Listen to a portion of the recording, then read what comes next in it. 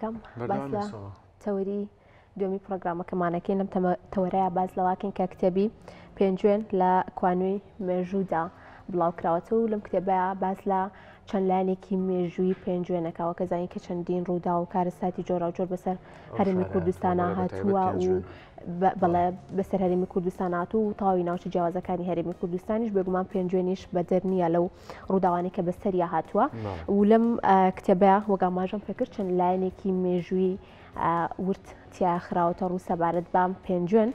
کە زۆر بەڕێز تۆفیق حەمەد سەعید کە بەڕێزیان مێژوونووسن ئەم کتێبیان بڵاو کردوێتەوە و بە خۆشحاڵیەوە بەڕێزیان لە ستودیۆبانی کورسات نیوسەوە لەگەڵماندان کاک تۆفیق سڵاو لێبێت باین باش بەخێر بێت. سپاس بۆم دەرفەتە مامۆستا. سپاسانەکەم کە من دەرفەتتان پێیان. سپاس بۆ ئامادەبوونت. کاک تۆفیق ئەگەر سەرەتا لەوە دەست پێ بکەین بە شێوەیەکی ورد باز لە کتێبەکەت بکەیت کتێبەکە لە چی پێکات و ناوڕۆکەکەی چی لە خۆی گرتووە؟ بەڵێ وڵا سەرەتا بە باسێک لە جوغرافیای پێنجوێن بکەین. پێنجوێن شوێنێکی پەڕە لەسەر سنووری ئێران هەر لە کۆنەوە ئەم شوێنێکی یاخی و دوورە دەست بووە لە یاسا بۆیە لە هەر شوێنێک کەسانی قاچاقی لە یاسا هەڵات و دروست بوو بێت زۆربەی زۆری لەو مەوقعانە خۆیان گرتوتە و ئیتر حکومی دەرەبەگایەتی و ئەوانە تیانە بەردەوام بووە. هەر ئەوەش بووەتە هۆکاری ئەوەی کە لە سەردەمانی پێشووە ئیتر بە هەر هۆکارێک قاچاق بوو بوون کەسانی وەکو حەمەتاڵ سەیعەتای باینچۆیی خولە پیزەش بە زۆری لێ بوو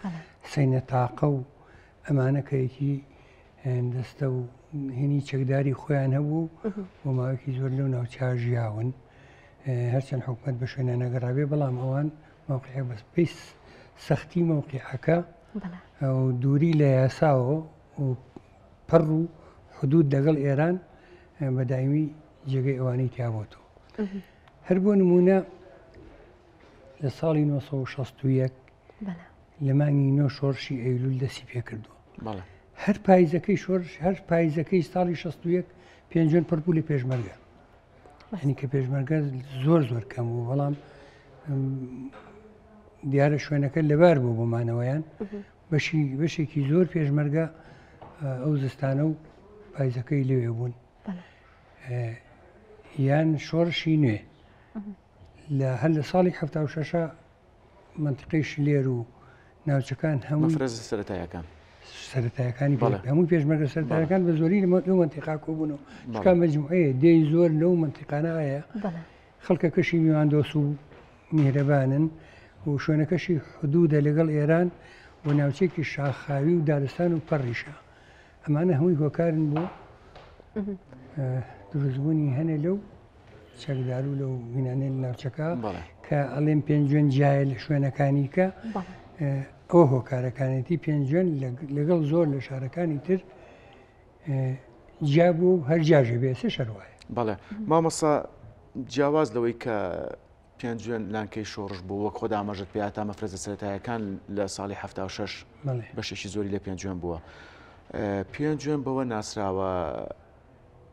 ئەدیبی زۆر بووە شاعری زۆر بووە نووسەری زۆر بووە بە نمونە قانع بە نمونە مفتی پێنجوێنی ئەدیب و نووسەری کەی تیا بووە لە کتێبەکە تا چەند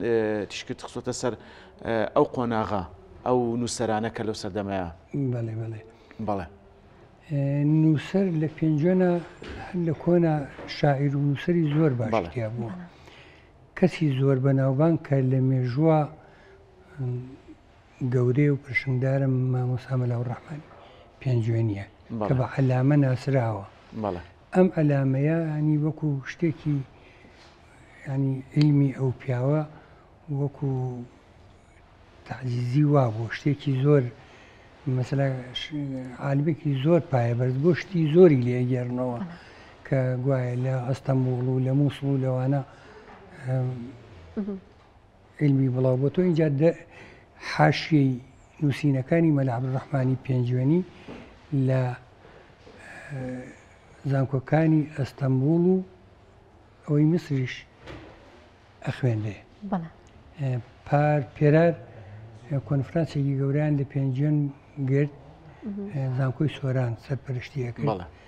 زۆر تیشکی باشیان خستە سەر ژیانی مامۆستا مەلا عەبدوڕەحمان گەورە. تەبیعی ئەوە کاتێکی زۆر کۆنەکە من باسیەکەم دوای ئەویش بەڵێ دوو شاعری پرشندا زۆر جوانی ڕۆشنفکری وەکو مفتی و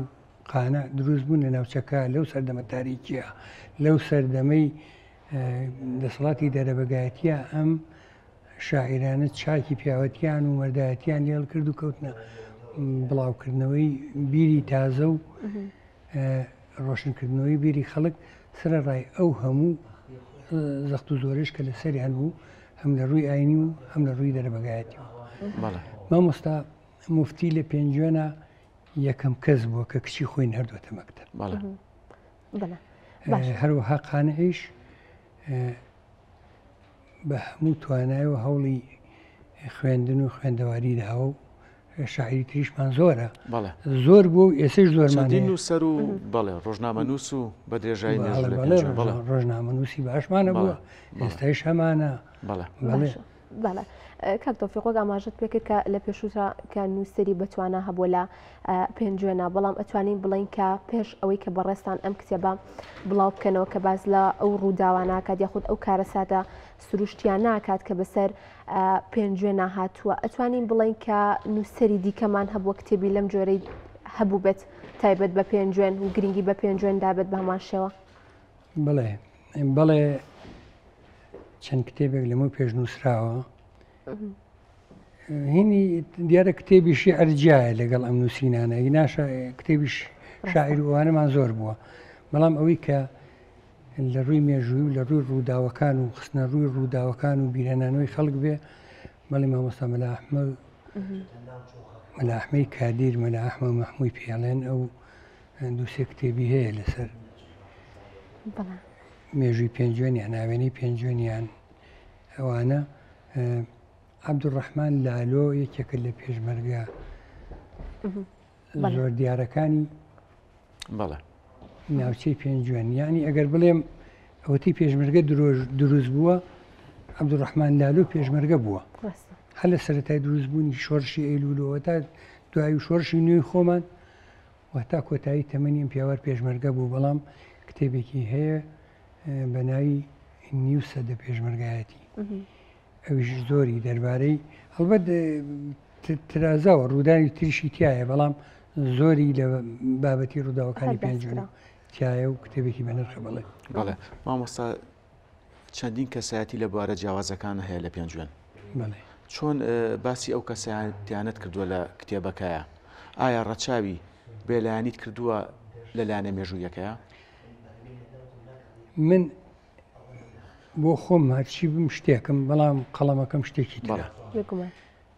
من هەوڵە ماوە بە هەموو توانامەوە بێ خاترانە بەبێ بەغزووکینە وەک بێلایەن بەبێ نووسەرێکی بێلایەن وەکو ئەو پەڕی بێلایەن ئەرەوەڵانە ڕاستیەکانم نووسیوە ئەگەر زەرەریشم بوو بێ بەڵام هەنێشت ڕاستیەکان خۆی وا ئەڵێ مەسەلا من بڵێم چی شۆڕشێکە بۆ خۆی ناوەنێ شۆڕش و بەڵام هیچ دەوری نەبوو لە ناوچەکە ئەبێ من چی بنووسم هەربێ بڵێم دەوری نەبووە ڕەنگ بێ ئەوە بووە بکە کە من گوایوەکو بێلایەن قسەم نەکرد بێ بەڵام بە دڵنیاییەوە بە هیچ جۆرێک بەلای هیچ لایەنەکان نەڕۆشتم من هیازی خۆم پاراست باشە کاک تۆفیق ئەمە چەندە بەرهەمی بەڕێستانە ویان کێ لە کاتی چاپکردن و بڵاوکردنەوەی کتێبەکە هاوکارت بووە ئەمە یەکەم کتێمە باستخوا سەرەتا تۆزێ باسی ئەمە بکەم سەرەتا من بۆ خۆم بەلا ئیرادی بەبێ هیچ بەردامەیەک هەر لە سەرەتای شەستەکانیان ناوەڕاستی شەستەکان و ئەو ناوە ڕووداوەکان منووسی مەسەلا لە پێنجوێن هەشتی زۆر تایبەتی هەبوو جێیشی پێنجوێن جێژە هاتەوە بۆ پێنجوێن شەڕە بوو ئەڕۆیەوە مەسەلا لە ناوچەکە شەڕی تر پێشمەرگانە ئەبوو پێشمەرگە شەهید دەبوو ئەمانم ئەنووسیوە وەکو تاریخ ئیتر هەرمایەوە مایەوە درێژم پێیا لەم دوایە وتم ئەم بابەتانە منیکەم خەڵک بە شوێنی ئاگەڕێ بۆچی خۆمنیکەم بە کتێبێک ئەوە بوو کە کردم بە کتێب جا بێمە سەر پرسیارەکەی جەنابوو وەکو هاوکاریکردن بڵێ خێزانەکەی خۆم ماڵ و مناڵەکانم هاوکاری زۆران کردوم کوڕەکانم دوو کوڕم هەیە ئەمە درێژ بن هاوکاری زۆریان کردوم کچێکشم هەیە کچم هەیە بەڵام ئارێز بە حەقی خۆی بەمێ کە کچە پژوکمە زیاتر لە هەمویان پێم و هیلاک بووە. هەمیان تەمە درێژ مامۆستا بۆ ڕاستانەکە مامۆستا ئاشکرا پێنجوێن چەندین شوێنەواری مێژووی تایە. ئەو شوێنەوارە مێژویانە چیان بە پێنجوێن بەخشیوە؟ شوێنەواری مێژووی گرنگی تایە وەکو باس ئەکرێ ئێمە سەرەتای هەر لە دوای هەفتاکانەوە خەڵکێکی زۆر خۆیانە هەڵکەندنەوەی گۆڕی ئێمە پێمانە و گۆڕەجووەکان لە هەنێ شوێنە هەبوون ئەمانە گۆچانی ئاسینیان دروست کردو یانە لە عەرزەکە ئەگەر سەری گۆچانەکە سوور وایە ینی کوپەیە بەوە ئەیان دۆزیۆ کوپەکان بەداخەوە زۆرێکی زۆر لەو شوێنەوارانە لەم کوپانە هەڵکردان کوپەکانی ژیان شتێکی وەکو قڕوش و پارەی ئەو سەردەمەیان یادگارێکی مردوەکەی تیا بوو دیارە جاروباشتی بە نرخیشی تیا بووە. ئەوە سەرەتای مەسەل لە زانینی ئێمە بوو لەبارەی ئەسەر و ئەوانەوە بەڵام ئێستا چەند لە چەند شوێنێک گردی ئەسەری هەیە کە پارێزراون و ئیشیان تیاکرێ و کنە و پشکنینیان بۆ ئەکرێت. بەڵێ مامۆستا لە کتێبەکەی تا چەند باسی جوولەکەکانت کردو هەڵبەت ئاشکرا کە پێنجوێنی جوولەکەی زۆری تیابە لە کاتی خۆیان وەک سلێمانی و وەک کۆیە و ناوچەکانی تری کوردستانیش پێم وایە پێنجوێن زیاتریش لەوان چونکە پێنجوێن لە کاتێکا کە خۆی کەم بوو شوێنێکی حدود بوو جوولەکەی تیا بۆ جوولەکانیش بە خەڵکی بە سەلیقە و بازرگان ناسراون کاری زۆر باشیان کردووە مەسەلا ئەگەرنەوە دائیمە شتەکانیان لە دوکانارەکانی تر ئەرزانتر بووە هەر هەمان شدووە بەڵامان زۆر بە هەرزانتر حکمەتێکی تیا بۆ مامۆستا حکمەتی تیا بۆ بۆی زۆرتر بفرۆشێ و خێرەکەشی کەمتر بێ پێشی ئەوان کەوتووە دیارە حکمەتی تیا بووە. بەڵێ جوولەکە ئیشارتم پیاوە پێم وایە نزیکەی 40 بنەماڵە لەوێ ژیاون من هەوڵە ماوە هەمووی ئیتر ئەگەر یەکێکم بیرچوو بێ شتێک بەڵام خۆشبەختانە ئەو سەردەمەی کە من بە شوێنەوە ئاگەڕام هەنێک کەس مابوون کە لە سەردەمی جوولەکەکان ئاژیان و ئەشیان ناسین. بەڵێ مامۆستاوانی کە چوونەتەوە ئیسرائیل جوولەکەکان سەردانی پێنجوێنیان کردوتەوە لەم ساڵانی دواییدا نەمبیستوە سەردان بکەن بەڵام بیستومە لەوانە لەگەڵ نووسەری گەورەمان مامۆستا حەمەمین پێنجوێنی لە هەندەران دانیشتیان کردووە باسی کاتی مناڵی وینی خۆیانیان کردووە. باشە کاک تۆفیق باست لەوە نەکردیانی لە چەند بەش پێکاتوە هەر بەشان تایبەتە بە بابەتێکی دیاری کراو یان باس لە میرنشینەکان کراوە بە ماشەوە لە کتێبەکەشتا؟ وڵی من تەسەورەکەم زۆر ئەکادیمی نەبێ بەڵام ئەوەی کە من بۆ خۆم ڕەچاوی یەکەم پێم وایە من هەر لەم کتێبی خۆما بینیومە من زیاتر بە پێی ساڵ ڕۆشتوم مەسەلا بۆ نمونە تا قۆناغ بە قۆناغ بەڵێ تا نزیکی لاپەڕەسەد ئەوە شتی ترە باسەکانی ئیمارات و ئەوانەیە بەڵام ئیتر لەو کاتۆ بەدوا لە لاپەڕە ئەوانەوە بەدوا ئیتر شێخ مەحموودی نەمر و ئەوانەیە تەکایەوە لە سەرەتای نۆسخەکانە ئیتر هەر بەو بابەتە ڕۆشتوم شێخ مەحموودی نەمر کە بەداخەوە لە کەم شوێن باسی کراوە پێنجێن بەڵام شێخ مەحموود هەم لە پێنجێنە دروست بوو و ناسراوە هەم لە پێنجێنیشا کۆتایی بە تەمەنی شۆڕشەکەی هاتووە. شێخ مەحموود پێشتر کە باوکو و براکەی ئەدام کراوە خۆی قاچاق بوو لەگەڵ ماڵ و خێزانەکان لە منتقی پێنجێن و مەریوان بوون دوایی کە تورک ڕووس سەری تێژەندووە زۆری بواتوە اینجا بیری لەوە کردووە کە بەچەکی ئاین دژایەتی ڕووس بکە شێخ مەحموود بان کردوێتەوە دڵخۆشی کردووە و لە پێنجێنەوە شەڕی ڕووس و شەڕی گەورە ڕووی داوە بەڵێ ئیتر دوایی ئەو مەسەلا بە پێی مێژوو دوای شێخ مەحموود هاتنی کە ڕووداوی حەمەڕەشی خانە 1940 بۆ 44 دواتر کۆماری مەهاباتە دواتر ئیتر ئاوە بە تەسەلسول بە پێی قۆناغەکان هەتا ساڵی 2020. بەڵێ مامۆستا لە شەڕی عێراق ئێران لە ساڵی 1970 بۆ 1970 ئاشکرایە پێنجوێن زیانی زۆری بەرکەوتووە قوربانی زۆری یاوە تا چەند لە کتێبەکەدا ئاماژەت بەو ماوەیە کردووە کە جەنجی نێوان عێراق و ئێران مەبەستم کاکەم ئەبێ تۆ کە لەو سەردەما لە ناو ناخی ئیشەکە ژیای بەڵێ ئەبێت تۆ لە هەموو کەس شارەزاتر بیتایە بێ خەڵک سەیری دەمی ئەو کەسە بکە کە لەوێ بووە ڕاستە بەڵێ من لەوێ بووم بە وردی وەکو شایەت حاڵێک وەکو شایەت حاڵ حتا نەک باسی مۆزوعەکەم کردبێ هەر لە سەرەتای شەڕەکە پێنجۆن و ناوچەکەی ئەمەندەی عەسکەری عێراقی تێهات وەکومە عەسکەر وا بوو هەمووی سەرەڕای ئەوە لە شەڕی پێشی شەڕی عێراق ئێرانی ئێمە کە لە هیچ شوێنێ نەبووم ئەرزی محەڕەمەمان هەبوو ساڵی هەفتاوەشتا دیەکانیان دابەزان دوای ناوچێکی سنووری بە مامەسا لە نێوان عێراق و ئێران بەڵێ هەر کیلۆمەترێک لە شار دەرچووی تا ئەیان کوشتیت سەردەمی حکوومەتی باز لەو مەسافا کە خەڵکێک بۆ بژێوی ژیانی خۆیان شەوانە ئەچوون شتی ئێرانیان هێنا بۆ ئەیان فرۆشتەوە بەڵام بەداخەوە زیاتر لە 6-7 کەس کەمینیان بۆ دانا ئەسکەری کوشتنی هەوڵ ماوە هەموو ناوەکانیش لە کتێبەکە هەیە ئەوە مەسەلا ڕووداوێکە کە لە هیچ شوێنێکە نییە ئەوە هەبووە اینجا شەڕی عێراق ئێران هاتووە اینجا سووتانی پێنجۆن لە 27 دەی 1970 هەرچی تۆپ تێکیا بوو سوتا بوو سوتا بوو دوای حکوومەتی باز خۆی سووتانی و بە شۆفڵ هەمووی تێکوتە تەرا بەیەکە ئەوە بۆ دووەم جار بوو جارێکی کەش پێنجۆن سوتاوە عینیشت بەداخەوە کاک تۆفیق کەزانی کە بوومەلەرزەکەی پێنجۆنی ژێکێکە لە ڕووداوە مێژوویەکان کە پێنجۆن پێیان تێپەڕیوە لە کتێبەکە چۆن باسی ئەمەت کردووە گەر باسی ئەمەمان بۆ بکەیت بوومەلەرزەی پێنجۆن ساڵی ڕۆژی هەشتی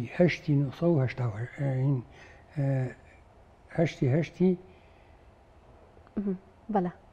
1940 ئەم ڕووداوە دیارە ڕووداکی سروشتیە بەڵام ماڵەکانی پێنجۆن سروشتی وا بوو بە بەرزیەکانەوە بوون ئیتر ئەو سەردەمە چونکە سیارەوشت نەبوو ژەکان بە وڵاغەڕۆی فەرقی دەشتوهین نەبوو بۆ ماڵ بەرزیەکان خۆش بوو ئەویان کردو بە ماڵ ئیتر کە بوومەلەرزەکە لێیە سعات 11 نیوەڕۆ بووە پێشی نیوەڕۆ بەجارێک زۆر هەمانە کە ئێستا ماون لە بیریانە گرمە و تەپ و تۆز و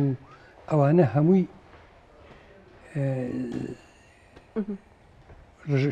پێنجۆن شیو بووە لەسەرەوە بووە هەمووی هین بووە ڕووخاوە بەسەرێکا و